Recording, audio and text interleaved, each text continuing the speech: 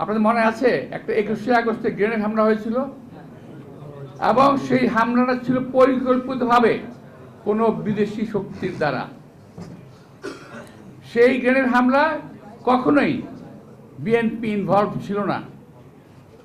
একটা বিদেশি শক্তি এই অপকর্মটা করে দেশনেত্রী খালেদা জিয়া এবং আমাদের নেতা তারেক, আজকের বিএনপির অ্যাক্টিং চেয়ারম্যান, ওনাকে ফাঁসাতে চেয়েছিল। এবং ফাঁসাতে চেয়েছিল না শুধু, একটা ভুল মিথ্যা মামলা তৈরি করে সাজানো একটি গল্প তৈরি করে সেই গল্পের উপরে ভিত্তি করে তাকে সাজাও দিয়ে দিয়েছিল। এবং এই মামলায় শুধু অ্যাক্টিং চেয়ারম্যান নয়, আরও অনেককে সাজা দেওয়া হয়েছিল। আজকে তার রায় দেওয়ার ডেট ছিল, সে রায়ে আজকে প্রকাশ পেয়েছে, রায় ঘোষণা হয়েছে। এখান থেকে তারেক রহমান সাহেব এর মধ্যে দায়ী ছিল না বিধায় তাকে খালার দেওয়া হলো।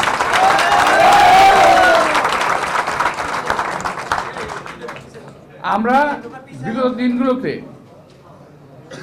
বিগত দিনগুলোতে আমরা ন্যায় বিচার পাই নাই। আমাদের অ্যাক্টিং চেয়ারম্যান বিদেশে আছেন, উনি অসুস্থ অবস্থায় ছিলেন বহুদিন, এবং তাকে গ্রেপ্তার করে অত্যাচার করা হয়েছিল, সেটা আপনারা জানেন। প্রচুর অত্যাচার করা হয়েছে তার উপরে। আমরা দেখেছি, আমরা জেলে ছিলাম, একই জেলে ছিলাম, এই চকবাজার জেলে।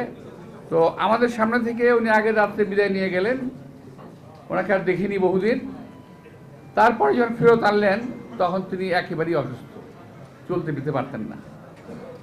তো আল্লাহর অশেষ রহমতে উনি এখন মোটামুটি সুস্থ, যদিও আমার মনে হয় সম্পূর্ণ সুস্থ না, সুস্থ হওয়ার কথা না, বিকজ এটা একটা অন্য ধরনের অত্যাচার ছিল, এটা দীর্ঘ প্রসারী এটার ফল আছে। তো যাই হোক, তবুও আল্লাহর রহমতে আমরা বলবো যে তিনি আমাদের মাঝে সহি সালামতে ফিরে আসবেন খুব তাড়াতাড়ি। এই জন্যই আল্লাহ তাআলা তাকে সুস্থ করেছেন, সুস্থ রেখেছেন এবং খালাস দিয়েছেন। ওনার খালাসের জন্য আমরা আল্লাহর কাছে প্রার্থনা করি যে আল্লাহ ওনাকে আরও দীর্ঘায়ু দান করুন, যাতে দেশের মানুষের সেবা করতে পারেন। তা আমি আজকে ডিসেম্বরের প্রথম দিনে একটা সুসংবাদ আমরা দিলাম। ইনশাআল্লাহ সামনে আরও সুসংবাদ আসবে আশা করছি আমরা।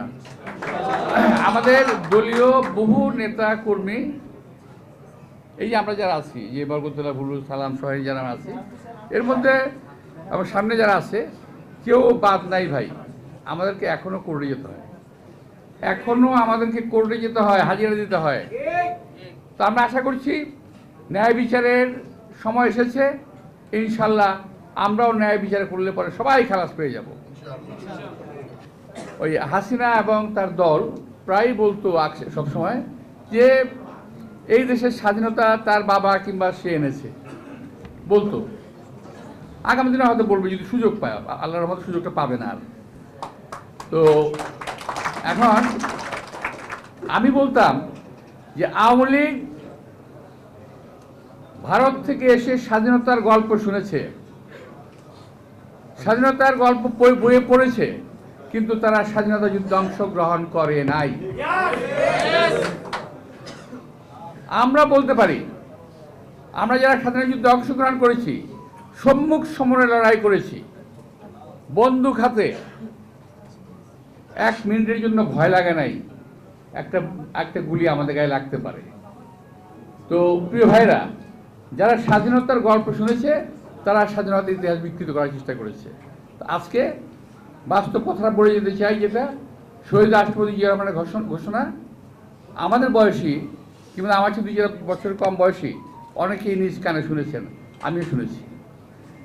তো সেই শহীদ রাষ্ট্রপতি জিয়া রহমানের কাছে স্মরণ করি যে আমাদের লক্ষ লক্ষ